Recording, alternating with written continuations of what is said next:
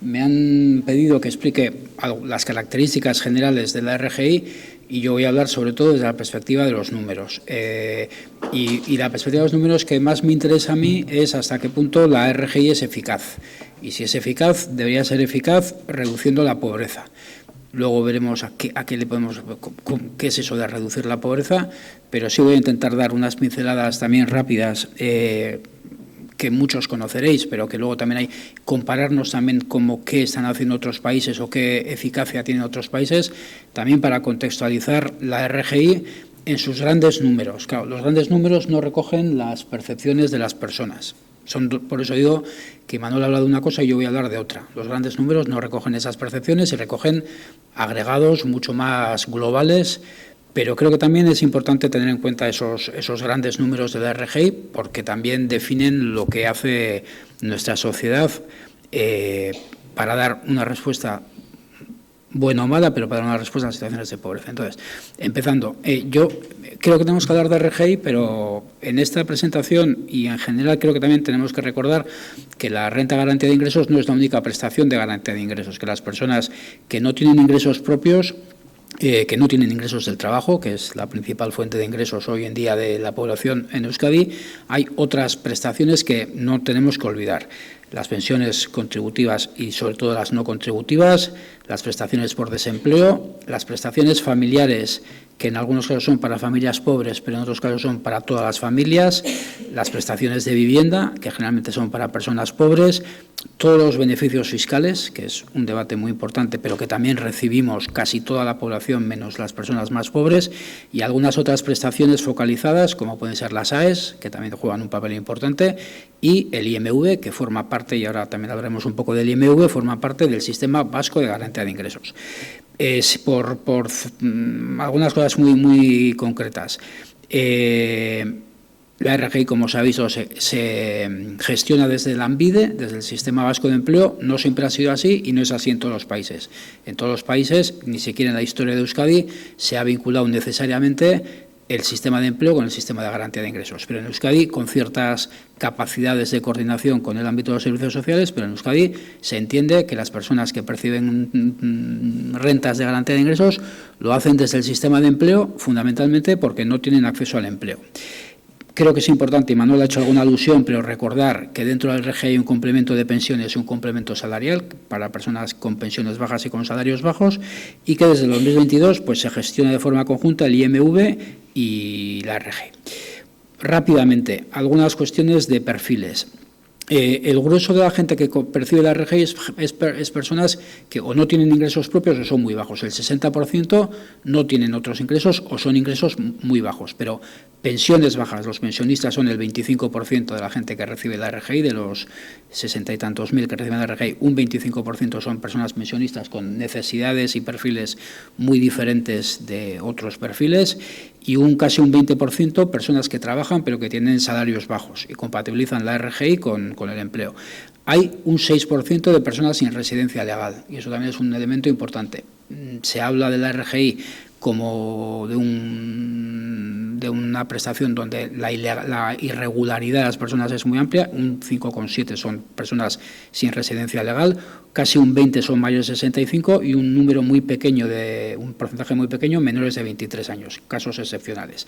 El 57% de lo que son titulares de las prestaciones son mujeres, el 33% son personas de nacionalidad extranjera, el 17% tienen hijos o menores a cargo, hijos o hijas, y el 61%, más de la mitad, una parte muy importante, es gente, unidades de una sola persona.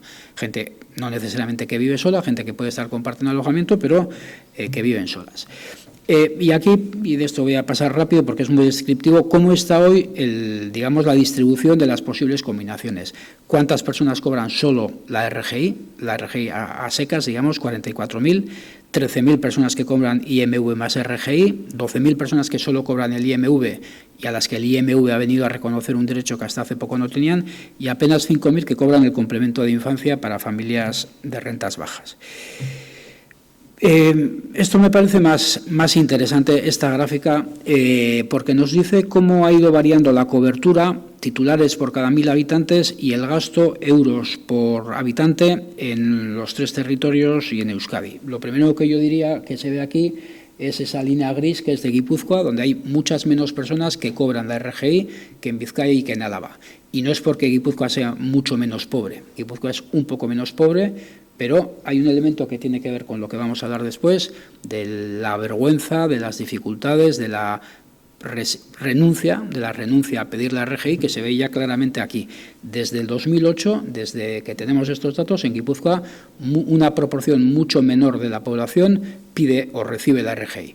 Y es verdad que Guipúzcoa tiene algo menos de pobreza que Álava y que Vizcaya, pero la diferencia no es tan grande. Entonces, un primer elemento, las diferencias territoriales entre tanto Guipúzcoa, Vizcaya y Álava. Segundo, que tanto la cobertura como el gasto más o menos van siguiendo el ciclo económico. El ciclo económico y los cambios crece mucho hasta el 2014 con la crisis, y ya veis que del 22 al 23 hay un incremento, no por la crisis, sino porque se han abierto otras formas de acceder al RGI que hasta la ley actual no existían. Entonces, de alguna manera, tanto el gasto por habitante en Euskadi, ya veis que pega un salto relativamente grande entre el 22 y el 23 y más grande que lo pegará entre el 23 y el 24, y también la cobertura, que en realidad es el número de personas. También de esta gráfica yo saco otra conclusión y creo que podemos sacarla todas. Cuando hay crisis, la RGI responde, las personas piden la RGI. Cuando no hay crisis, la gente, en la medida que puede, deja de pedir o deja de recibir la RGI, se supone que porque se crea más empleo. Ya sabemos todos que en Euskadi gastamos mucho más dinero en RGI que en otras comunidades autónomas. Entonces, en este gráfico no perdería mucho el tiempo. Sí que diría que hay que ser conscientes de que la mayor parte de las comunidades autónomas gastan mucho menos y que ahora mismo Euskadi gasta mucho más en RGI y en IMV. Entonces, hay, por ejemplo, comunidades que gastan poco en RGI y en IMV, en las dos. Hay comunidades, por ejemplo, como Cataluña, que gasta bastante, que gasta poco, pero al menos hacen un esfuerzo importante en tener una renta garantizada fuerte, pero solo Navarra y Euskadi tienen un esfuerzo importante en las dos prestaciones. Bueno, podemos hablar después pero es verdad, y yo creo que eso no hay que dejar de olvidarlo, que el gasto que hace la sociedad vasca en rentas garantizadas es mucho mayor que el que puede hacer. Navarra se le acerca un poco, pero incluso mucho mayor que el que se hace en Navarra. Y si nos comparamos con Europa y con España, pues en este gráfico, que es un poco, bueno, yo creo que no es difícil de entender. Aquí tenemos lo que gastamos en prestaciones de ayuda a las familias, prestaciones por hijo a cargo para las familias que tienen hijos e hijas, en desempleo, en exclusión, que es fundamentalmente la RGI y el IMV ahora, y en prestaciones de vivienda. ¿Y qué vemos? Pues Euskadi gasta 223 euros por habitante en prestaciones de exclusión y en Europa gastan 229. Ahí estamos relativamente equiparados. ¿Por qué gastamos menos que Europa? Porque gastamos mucho menos en prestaciones de familia. Y eso no tiene que ver mucho con la RGI, pero creo que en el debate siguiente algo sí tiene que ver. No gastamos casi en prestaciones para familias con hijos, ni para familias con hijos pobres, ni para familias con hijos que no son pobres. Gastamos muy poco en prestaciones familiares y en Europa gastan mucho más en prestaciones familiares. Gastamos mucho en desempleo, contributivo y no contributivo, y gastamos más o menos como Europa, la misma cantidad que Europa. También tenemos una riqueza similar a la europea en lo que entendemos prestaciones de garantía de ingresos, que son la RGI y similares. Y aquí este gráfico no lo usamos mucho y sí que me parece que también da una imagen relativamente importante. Y esto es una persona sola que no recibe ningún ingreso propio, que no recibe ningún ingreso salarial. ¿Qué porcentaje del umbral de pobreza? Y alguien diría, ¿y qué es el umbral de pobreza y cómo se calcula? Pero eso, ya si a alguien le interesa, lo preguntamos después. Pero ¿qué porcentaje del umbral de pobreza reciben prestaciones en distintos países y mediante qué tipo de prestaciones?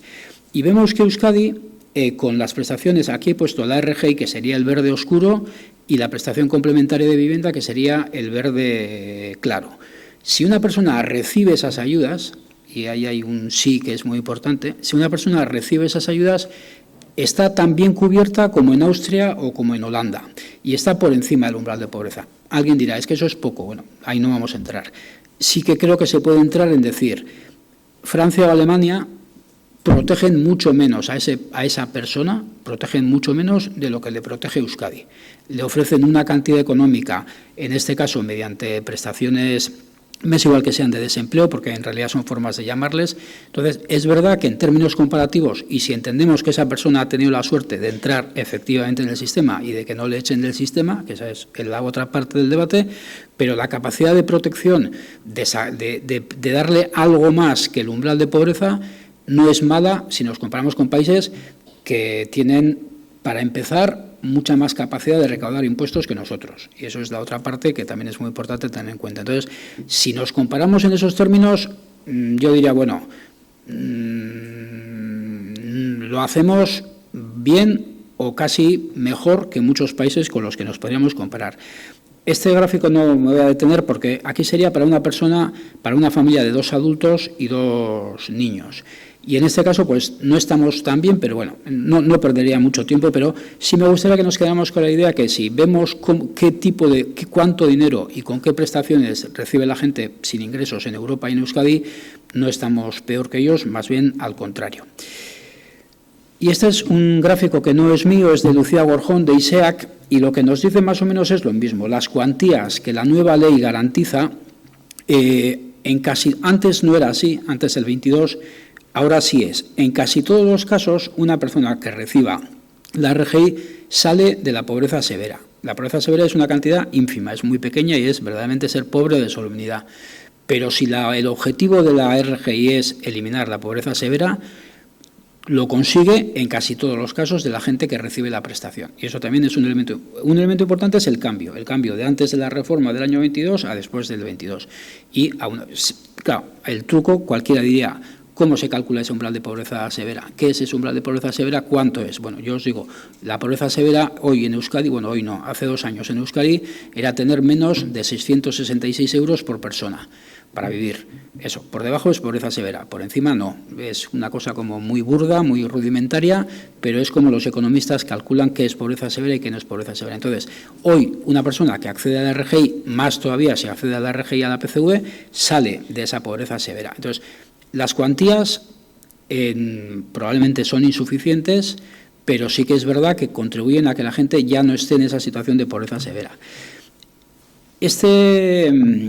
Tabla que es un poco complicada y además es vieja porque la sacamos en el 2020, pero lo que nos dice es, en el 2020, todavía con la ley antigua, las personas que llegaban a la RGI, que llegaban a la ANVIDE, con cuánto dinero llegaban y con cuánto dinero salían, entre comillas, ¿no?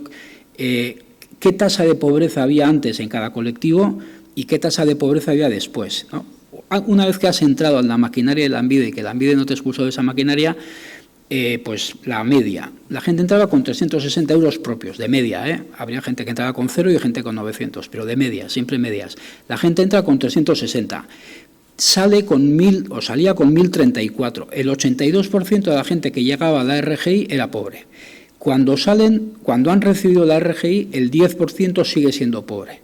Entonces, hay colectivos, por ejemplo, el colectivo de mayores de 65 años, eran pobres solo la mitad de los que llegaban a la RGI. Cuando llegaban con sus propias pensiones, sus propios ingresos, eran pobres la mitad, salen pobres solamente el 1,3. O sea, la RGI, no sé si es mucho o poco consuelo, pero la RGI casi entre sus usuarios, entre sus beneficiarios, casi erradica la pobreza entre las personas mayores. Entonces, una vez que has entrado, la capacidad de reducción de la pobreza que tiene la RGI, hay que decir que es importante. En cambio, si en vez de mirar solamente a las personas que han entrado a la RGI, miramos en el conjunto de la sociedad, ¿qué es lo que vemos? Bueno, pues estos datos son también de ISEAC. Lo que nos dice, aquí me interesaría sobre todo la raya azul, es que la RGI reduce en un 30% la pobreza que existe antes de RGI. O sea, si no hubiera una RGI, Euskadi sería un 30% más pobre, o habría un 30% más de personas pobres en Euskadi. Alguien dirá, pues eso es poco, o eso es mucho, pero reduce, pues en vez de haber 10, hay 7. Parece que esa capacidad de reducción de la pobreza, que está en la raya azul, además se ha ido reduciendo en el tiempo. Entonces, ya empezamos a ver aquí una contradicción y voy a terminar explicando por qué creemos que existe esa contradicción. Los que entran en la RGI con cuantías relativamente suficientes, en esos casos la RGI no siempre, porque todavía había casos, por ejemplo, Por ejemplo, las familias con menores, donde todavía un 25% de las personas, aún cobrando la RGI, seguían en situaciones de pobreza, o sea, no se erradica en todos los colectivos, pero es verdad que podemos pensar que reduce, de cuando has accedido a la RGI, reduce relativamente bastante o mucho la pobreza, pero en cambio a nivel agregado, a nivel de toda la sociedad, la reducción de la pobreza es menor, se ha ido reduciendo y, aunque aquí no lo decimos, es menor que en otros países de Europa. De hecho, aquí hay, yo espero que se entiendan bien los gráficos, pero aquí hay una cuestión que a mí me parece que es muy importante tener en cuenta. Aquí hay 4 grupos de países. Hay países que generan mucha pobreza, que sus mercados de trabajo generan mucha pobreza y la reducen muy poco. La reducen muy poco, con prestaciones económicas. Los países que están, por ejemplo, Portugal, son países que generan muy poca pobreza. El mercado de trabajo genera muy poca desigualdad y muy poca pobreza, pero la reducen poco. Hay países, por ejemplo, algunos, un poco curioso, como por ejemplo Islandia, Holanda, que generan poca pobreza y además la reducen mucho. Claro, eso es ideal. Tú generas, tu mercado de trabajo no genera mucha pobreza y además de no generar mucha pobreza, metes un montón de prestaciones económicas que reducen un montón esa pobreza. Entonces, con ese, pues casi erradicas la pobreza. ¿Dónde está Euskadi y Rumanía y España y Bulgaria e Italia? Entre los países que generan más pobreza y además la reducen menos. Es verdad que Euskadi se acerca un poco a la zona media, podía estar con Rumanía, pero es verdad, el problema está en que tenemos un mercado de trabajo que genera bastante pobreza en términos comparados y no somos muy capaces de reducirla con las prestaciones económicas. Y estamos en ese cuadrante de los malos, de los que generan mucho y además reducen poco. Cuando podemos ser como Irlanda, que genera muchísima pobreza pero también la reduce un montón. Y bueno, igual no es esa, se dice ahora que es mejor apostar por reducir poco más que por generar poca pobreza que por reducir mucha, pero bueno, en ese juego de qué hace el mercado y qué hacen las prestaciones económicas, Euskadi no está muy bien situado. Cuando estamos diciendo al mismo tiempo que las cuantías son suficientes para salir de la pobreza. ¿Y dónde creemos o dónde se puede pensar que está el problema? Pues el problema está, o uno de los problemas principales, está en este gráfico.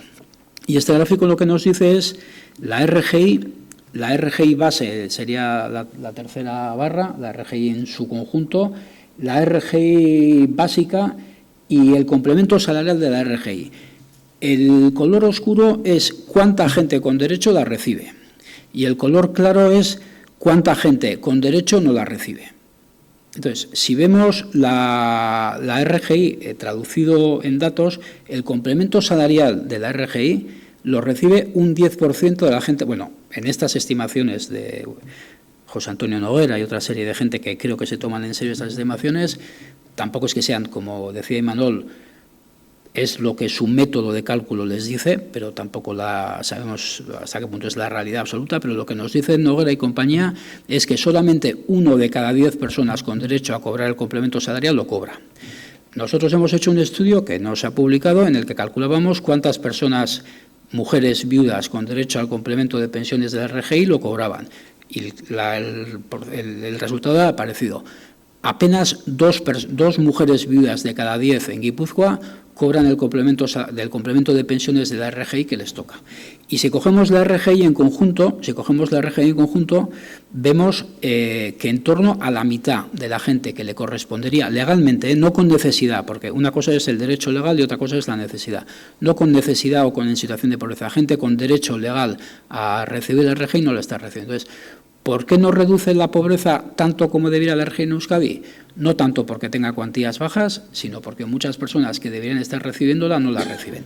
¿Por qué no la reciben? Pues tiene algo que ver con lo que vamos a debatir hoy, con las expulsiones, pero tiene que ver sobre todo con las limitaciones para pedirla, con la idea de muchas personas que la RGI no es para ellos o que no es para ellas, que eso es solamente para los pobres y que ellas o ellos no son pobres, con los impedimentos, con el propio hecho de localizar la prestación en Lanbide. Nadie piensa, una persona mayor, una persona que trabaja, una persona que tiene hijos e hijas y que está trabajando, no piensa que en Lanbide haya ninguna prestación para ella. Por el laberinto burocrático y las exigencias y las condiciones que muchas veces se aplican. Entonces tenemos, yo creo, y para terminar, como conclusión, tenemos mucho más un problema de que la RGI no llega a todos para los que teóricamente debería llegar, que un problema de cuantías, que al menos en cuantías sí nos podemos decir que estamos cerca o mejor que otros países de Europa y que además, si las cuantías las recibieran todo el mundo, sería mucho más eficaz. Entonces, por terminar, y un poco por enlazar con el debate ahora con Ana Sofía y con Amaya, algunos retos. Yo creo que cuando hablamos de RGI tenemos que hablar también de la necesidad de avanzar en medidas que tienen que ver con el mercado de trabajo que no hagan necesaria la RGI. O sea, creo que lo decimos siempre, pero si no tenemos un mercado de trabajo y mientras sigamos dependiendo del mercado de trabajo que genere pocas o menores tasas de desigualdad y de pobreza, siempre vamos a someter a las prestaciones económicas redistributivas, incluso aunque hubiera una renta básica, las vamos a someter a una presión que muchas veces no van a poder aguantar. Entonces, si Euskadi tiene unas tasas de pobreza inferiores a la de muchos otros países y comunidades autónomas, es porque tiene un sistema de protección que ha funcionado bien y también porque tiene un sistema económico que ha podido ser más o menos competitivo sin generar tasas muy elevadas, un poco más elevadas de la media sí, pero sin generar tasas muy elevadas de desigualdad. El siguiente, avanzar hacia un sistema de prestaciones más integrado. Y yo creo que deberíamos, incluso los que somos partidarios de profundizar en la RGI, sobre todo reivindicar la necesidad de que si hay que avanzar en términos de redistribución, no sea solamente mediante la RGI. Prestaciones de vivienda con sus problemas, prestaciones familiares por hijo a cargo, prestaciones de otro tipo que no pongan toda la carne de la redistribución en la RGI, porque no es el ámbito, creo yo, comparándonos con otros países, donde peor estamos, sino deberíamos avanzar hacia a reforzar otras prestaciones, sobre todo las universales, y en las universales creo que tenemos un reto importantísimo con las prestaciones familiares por hijo a cargo para avanzar en esa línea. Creo que hay un reto de los más importantes y del que no éramos muy conscientes hasta hace poco con el non-take-up. El non-take-up, pues en la literatura sobre estas cuestiones, el non-take-up es qué porcentaje de gente con derecho a acceder a una prestación no la recibe. Ahora vamos a hablar, yo creo que es verdad que hay que avanzar hacia y esto decirlo es muy fácil, pero hacerlo es muy difícil, un equilibrio más razonable entre los requisitos económicos que se les piden a las personas, entre los requisitos de comportamiento que se les piden a las personas y entre la necesidad de garantizar un uso adecuado del dinero público. Y eso creo que también es un elemento que es muy fácil de decir y muy difícil de hacer, pero que tenemos que tener en cuenta. Creo que también hay otro reto que tiene que ver con la coordinación con los servicios sociales y el cuarto reto tiene que ver con lo que decía Imanol, que es hacer frente a la deslegitimación social de la RGI. ¿De dónde surge esa deslegitimación? Si las estrategias políticas están contribuyendo a reforzarla, podemos hablar de la RGI o podemos hablar de las personas sin hogar y de la inmigración y de las acciones que toman las instituciones con las personas sin hogar. Yo creo que es ese debate, pero creo que sí tenemos que ser conscientes de las dificultades de legitimidad social. Y creo que hay que decir también de agravio comparativo que perciben muchas personas que no reciben prestaciones de garantía de ingresos, pero que también tienen dificultades en la vida cotidiana. Esos agravios comparativos se mezclan con otras cuestiones y creo que son un problema importante para la RGI. Yo no estoy tan convencido como Imanol de que la renta básica fuera la solución a esas deslegitimaciones y a esos agravios comparativos. Pero yo creo que es una cuestión que tenemos que tener todos muy en cuenta porque es uno de los elementos que también hace que cueste más avanzar en algunas cuestiones. Eta besterik ez, hori izan, guztia.